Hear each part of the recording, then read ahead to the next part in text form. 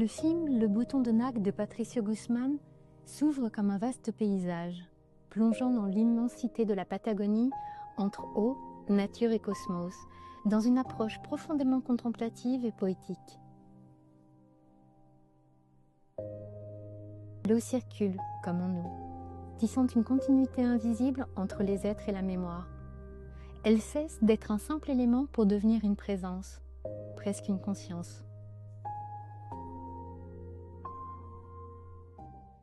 En Patagonie, les peuples Kawéskar et Yagan vivaient en relation intime avec elle. Aujourd'hui, il n'en reste qu'une vingtaine, derniers témoins d'un monde en train de disparaître. L'histoire de Jamie Button, membre de la tribu Yagan de Terre de Feu au XIXe siècle, incarne cette rupture.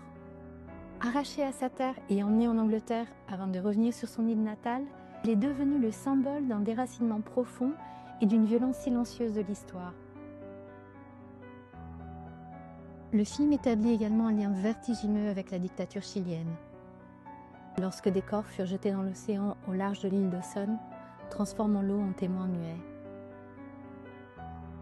L'eau devient le fil conducteur du récit, traversant les époques, reliant les vies et portant en elle les strates de la mémoire. Certains, comme Masaru Emoto, ont tenté de montrer que l'eau pouvait réagir aux mots et aux intentions, comme si elle gardait une trace sensible du monde. Chez Guzmán, cette intuition devient une voix, lente, posée, qui accompagne la traversée comme une méditation, donnant à chaque image une profondeur singulière. Le bouton de nacre devient alors un symbole troublant. Parfois, seule trace retrouvée des corps disparus, attachés au rail avant d'être jetés dans la mer.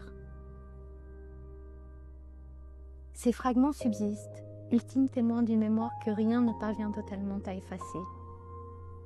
Et si au fond, l'eau était l'une des dernières formes de mémoire capables de résister au temps et à l'oubli?